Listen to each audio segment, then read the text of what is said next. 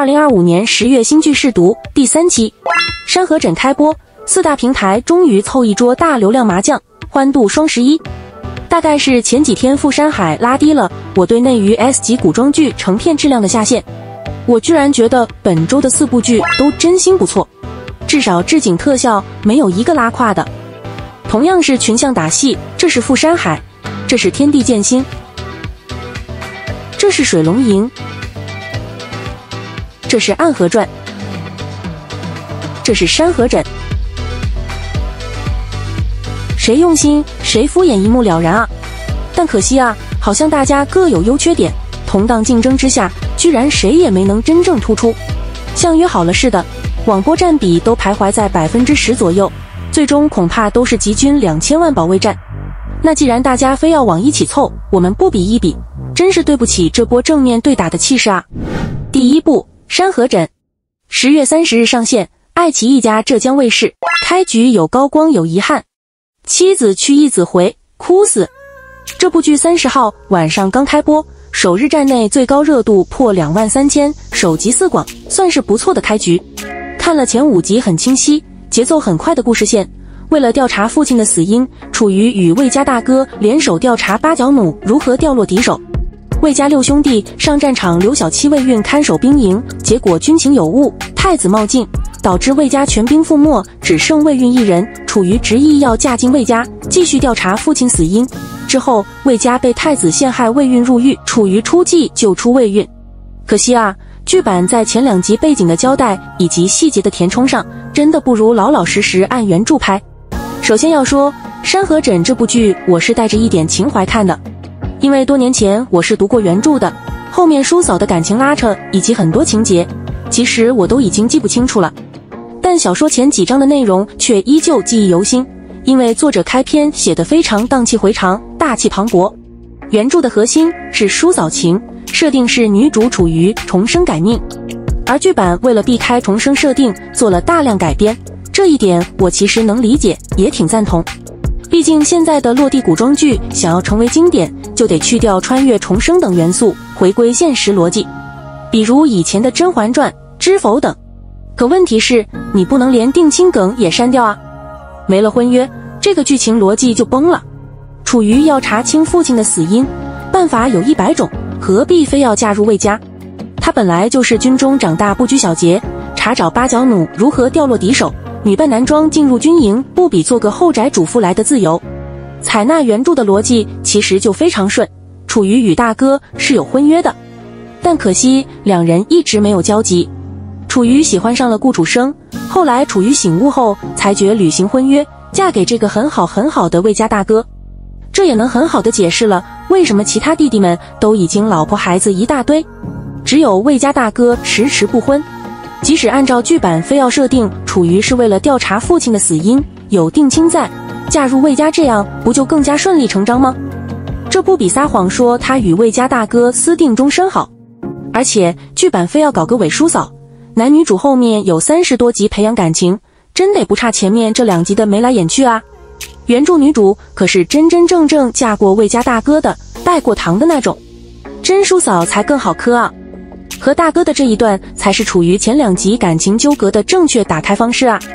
像小说一样，只有前面突出楚瑜和大哥似有若无的好感，后面才更能凸显妻子去一子回的悲怆和意难平啊。但是呢，如果忽略了前2集，到第3集的时候，这部剧的感觉就回来了。魏家妻子去一子归的白帝谷惨案，魏运扶灵归乡的悲怆都拍得特别好，场面宏大，几位哥哥战死的画面异常悲壮，家国情怀直接拉满，整部剧的基调前3集就全部定下了。这一段看书的时候我就哭得稀里哗啦，看剧依然很有感觉，让人立刻沉浸在心碎落泪的氛围中，希望后期一直保持这个水准，那就是好看的。不过这个腾讯啊，真不会做，他居然只限免了第1集，要是把第3集也限免了，我觉得这部剧的热度不止于23000。演技方面，丁禹兮一如既往的让人放心。要知道30岁的丁禹兮演的可是14岁的少年郎啊，真得很灵动，少年感满满。而后面战场上7万精兵全军覆没，魏运在赶到的时候，看到父兄惨烈地倒在血泊中的绝望，最后抱着大哥长吼，像一只无家可归的雏鸟。还有受刑那里，看得我都幻痛，红着眼眶，守灵符关几场都让人一下子共情了。95生里拔尖的存在。宋茜的长相是合适的，她是今年所有女将军里外形条件最适配的，大骨架，所以才会显得大气又飒爽。表演上也很自然，但是眼前期的灵动戏差了一点，但是化身长嫂就是很适配。大哥一出场让人感叹不愧是废文典，刻画细致，将大哥的有勇有谋在2集的剧情里就展现得十分到位，和宋茜站在一起很有 CP 感，让人不得感叹一句，不愧是楚瑜和魏运心里的白月光。就像我前面说的，可惜剧版的改编太糟糕了，少了不少大哥的高光，否则这个短短出场3集的人物将会和小说一样，成为无数书分的意难平。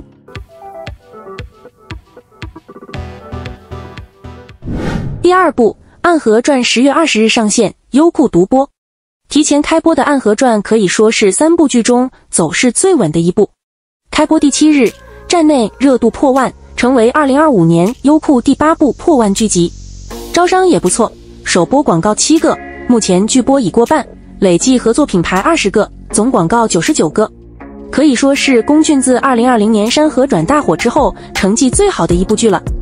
但可惜前有3部古偶余热未了，后有罗云熙水龙吟、诚意天地剑心正面刚，大家都各有特点各有优势，这部剧也并没有特别突出，云和占比一直徘徊在10%左右，预计最终的热播期极均2000万保卫战。这部剧延续少歌宇宙的世界观，主线上比同系列上一部的少白更聚拢。暗河是由苏、穆、谢3大家族组成的江湖杀手组织，因为暗河最高统领中毒后危在旦夕，各方势力暗中发起叛乱，暗流涌动。男主苏沐雨作为首领护卫，在保护统领的过程中，发现自己曾经珍视的同伴竟与他背道而驰。工具人家挚友反目，比少白的天龙人成长无聊爽文更有钩子，更强情节一点。但有一点我不太喜欢，各路人马对大家长的追杀这条前几集的叙事主线本来颇具紧迫感，却被不停闪回的苏沐雨、苏昌和前史切得稀碎。适当的前史穿插有利于塑造人物，但《暗河传》的兄弟情有点太腐太多，情绪先于叙事，结果主线张力就少了许多。因为龚俊是耽美剧《山河令》火出圈的，不知是不是导演想蹭一波余热，前期想给苏沐雨和苏昌河这对难兄难弟暗戳戳搞点擦边，观众是感觉得到的哈。虽然他俩确实挺好磕的，但架不住这版本太工业了。暗河转的视效，第一感觉是暗，真暗，简直暗无天日。但优点却在于它实现了画面与故事调性的统一，而且据说开播后导演又调了一版，现在的版本比我看到的首播版本要亮一些了。要说这部剧的特效最亮眼的，那就是它有好多个动漫级镜头语言，几乎1比1还原原作世界观。这次的唐家万树飞花完全不是《少年歌行》里唐莲那种只有落叶的灰扑扑画面，而是整个空间都被红色岩浆与花瓣铺满，视觉像活了一样在涌动，冲击力直接拉满。还有那场雨滴化剑18000件，水汽凝成剑，每一次挥动都伴随着金属震颤感，18剑阵的压迫感就是这么出来的。那作为一部武侠剧，这部剧最大的亮点就是打戏，龚俊简直就是武侠圣体本人，动作流畅，跳跃、翻身、转刃一气呵成，一边打还能一边保持仪态，帅到夸张。实拍与特效结合得极好，阴森诡谲的氛围，再配上苏沐雨那一眼凌厉肃杀，光是意境就让人背脊发凉。但也有网友感叹，现在武侠都是高科技，离金庸越来越远了。文戏方面，看《暗河传》的感受就是龚俊无论是台词还是演技都有进步，一边努力控制念台词的吐字与节奏，但奈何越把注意力放在这些细节的控制上，就越紧绷，不够松弛。几个老戏骨演得不错，比如耿乐饰演的暗河大家长，明显让人感觉自带强者气场，威慑性拉满。乔振宇演技一直在线，但他的方言恕我接受无能，硬生生拉垮了这个人物的质感。当然，常华森的魅魔式演技表现极有冲击力，同期对打的3部男频剧里居然都有他，生他是迟早的事。那如果非要在这同期的3部剧中选一部更接近武侠题材的话，我觉得还是这一部比较落地些。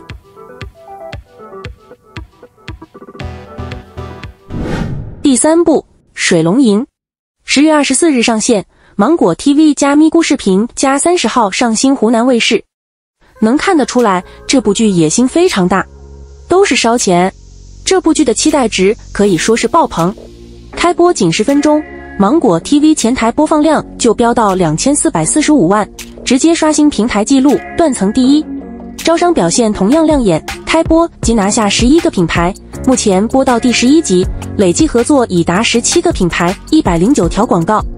以芒果这种天残平台的体量来看，这成绩相当漂亮。但问题也摆在那儿，和《暗河传》一样，受大环境影响，仙侠玄幻观众早就审美疲劳了。剧播出5天，云和最高市占率勉强破10%，预计最终热播期集均也就2000万左右，显然远远低于预期。这剧你说它是武侠，它又带着仙气；你说它是奇幻，它又扎着人性的根。片方自创玄侠类型词汇，顾名思义就是玄幻加武侠。那我们就从这方面入手来聊聊这部剧。水龙吟前10集叙事上的小钩子会比暗河传更多一些，尽管主线没有暗河传一路追杀的紧迫感，但破案自带强情节，前几集的剧本也很会在每个情节要告一段落时设计出横生的枝节，把观众和主角拉入进一步的谜题中。4集讲完的前2案要么有奇诡的设计，要么有充沛的情感表达，故事的大框架也差不多能摸到。男主曾经的师兄刘演因误会唐丽慈杀了他们的白月光大师兄，深恨他，而在江湖犯下血案，并搅动风云，令男主卷入风流店灭门惨案，一夜之间沦为武林公敌，被迫踏入江湖纷争。为了查明真相，他下山了，在这过程中认识了沈郎魂和池云，自己朋友的女儿钟春伎，顺便收了一个神秘少女阿水作为自己的侍女。剧集前期大概就是以案件与江湖事件为主，不停牵出新人新事，开新地图，然后逐渐收拢男主个人的恩怨情仇。大家都知道，真正的武侠从来不是一个主角带飞全场的爽文，而是一群人为信念聚集的精神图景。而这部剧在群像上确实立住了，不止罗云熙饰演的唐丽慈，各路配角也都极具存在感，每个人都有高光。哪怕只出场几分钟的小角色，都能感受到演技。当然，这部剧也有小毛病，前几集出场人物太多，门派名号太杂，混在一起就是一大堆陌生词汇往外抛，还都很拗口，也很挑战观众注意力和接受度。还有就是不停的闪回，但衔接又不够自然，拖慢了原本在设定上相对流畅的主线叙事。你稍不注意，就好像漏掉了一些情节，观众要么往前拉进度，要么就嫌复杂不看了。总之不是那种下饭剧。要说这部剧我最喜欢的部分，必须是它的置景和特效，真烧钱，但也真惊艳。剧中大量运用了同色系渲染，让场景如梦似幻。观众不看故事，先被氛围吞没，视觉冲击极强，情绪也瞬间被调动，直接进入画面想表达的意境。比如这一场，整幅画被高饱和的红色燃尽，压迫感与能量爆发并存，仿佛灵魂都被火焰包围。因为没有冷色的调和，整个场景显得极端悲壮，近乎神话化。中央人物被火焰包围，羽翼展开，给人燃烧成神或以命换力的强烈象征感。还有那场师兄弟粉色花翎的对峙，粉色通常象征浪漫、纯情、柔软，但当它被铺陈为整幅画面主色时，会产生一种过度甜美到空寂的反转情绪。再加上场景中略显废墟的屋檐与人物对峙的构图，更是让这份梦幻中带着一丝孤寂与破碎。飘扬的粉花意味着生命极致的绽放，也暗示凋谢即将到来。曾经的美好已坍塌，但记忆仍然在风中轻飘。朋友们通过这个场景感受到两师兄弟间的关系了吗？再看唐丽慈藏身的金叶寺，金色调渲染让画面温暖又庄严，带着一丝孤寂。它不像红色那样燃烧，也不像粉色那样柔情，而是一种情绪的钟点色，代表理解与放下。人物在光下显得渺小，却不悲凉，而是归于平静的释然，有一种佛性或悟道的象征意味，也影射着唐丽慈的个人心性。而这种类似大场面真是数不胜数，这里就不多说了。但说到融合度和完成度，水龙吟颇有一种过山车般的大起大落，前一个场景刚让我惊为天人，下一个场景就能出现莫名的割裂感。我觉得原因呢，就出在了服化上。据说是花了大价钱，但它的服装和整个的妆面太戏剧化了，就像京剧服化一样，要放在同样戏剧化的舞台上，就像我上面推崇的大面积艳丽布景，一旦放在落地的实景上，就是说不出的怪异了。比如这个青山绿水中，穿着非常夸张的戏服和浓重的妆容的主角们入镜的时候，怎么看怎么别扭，当换成这个粗布麻衣的小孩时，就瞬间和谐了。这也是为什么同样是玄幻题材，同样以实景大场面见长的《凡人修仙传》看起来更自然舒适，因为它的服化更落地。当然服化道都是仁者见仁，智者见智，但毋庸置疑，这种华丽服装和浓重的妆容的确是削弱了江湖应有的粗粝感、厚重感和真实感，让人难以沉浸于刀光剑影、血雨腥风之中。那演技方面，罗云熙没什么好说的，一直在线。虽然人还是以瘦说事，但我倒觉得只要不是渲染第一美男或者高大威猛人设，倒也不必苛责。总之啊，喜欢大场面和视觉美感的观众真得值得一看。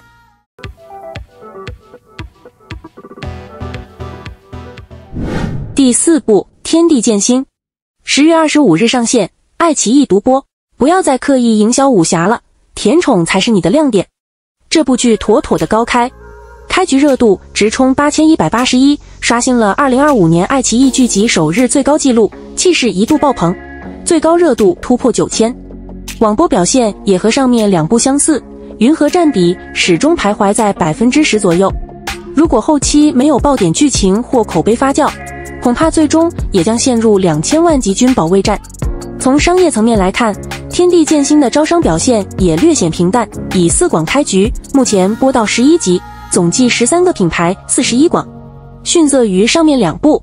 这样的结果其实并不意外，品牌方对剧集的投放判断往往是滞后的，他们主要根据制作班底或主演的过往成绩来评估前几集的广告投放潜力。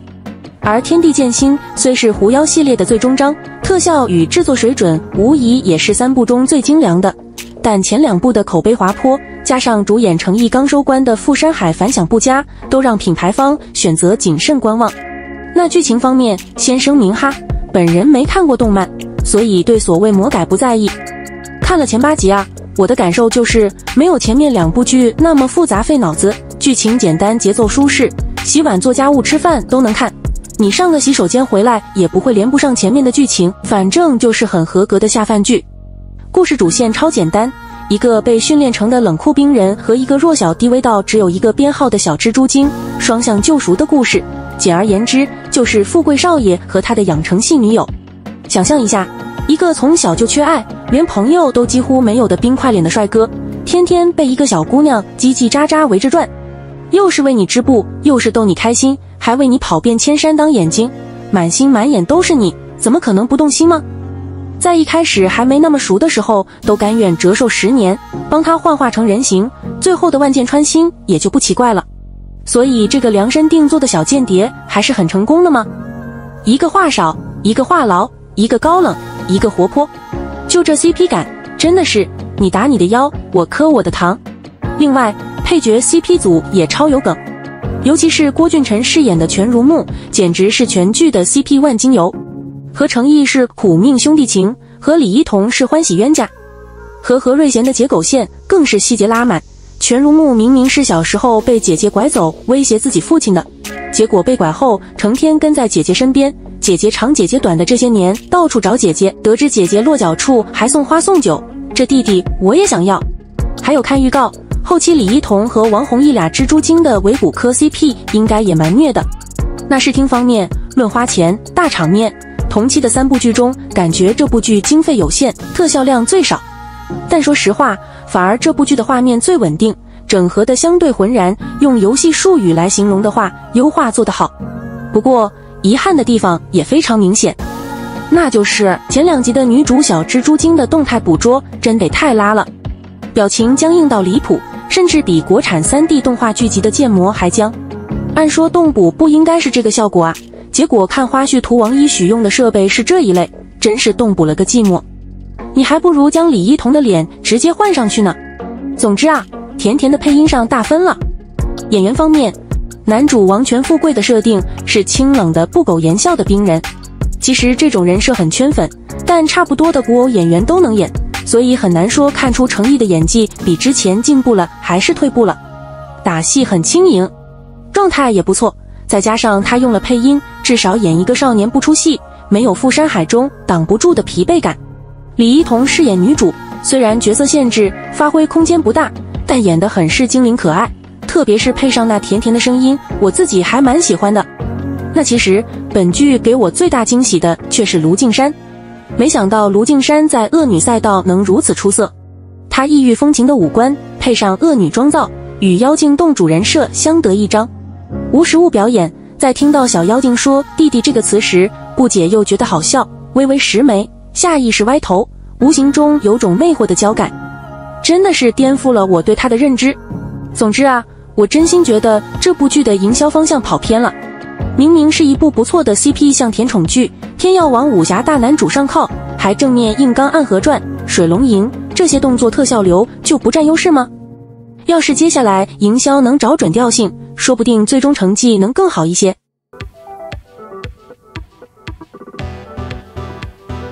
那你正在追哪一部呢？感觉如何？评论区告诉我们吧。